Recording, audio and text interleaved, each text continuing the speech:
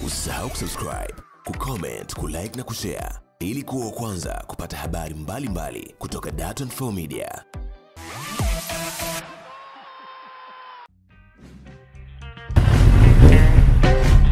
Mafuta Card.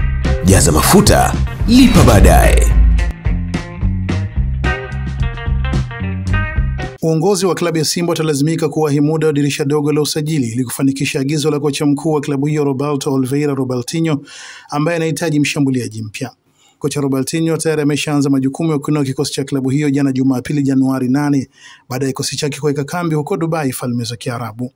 Kocha huyo amesema ili atimize malengo yake ndani ya Simba Sports Club anahitaji mshambuliaji mwingine ambaye anaona ataendana na falsafa zake.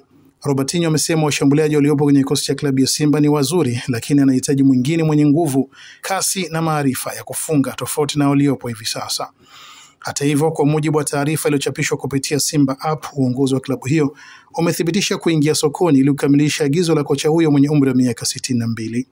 Simba Sports Club ndio klabu pekee inaendelea kuonyesha ushindani wa kweli dhidi ya mabingwa wa soka Tanzania bara Young Africans kwenye mbio za ubingwa msimu huu, ikiachwa kwa alama 6 huku ikishika nafasi ya pili kwenye msimamo wa ligi kuu.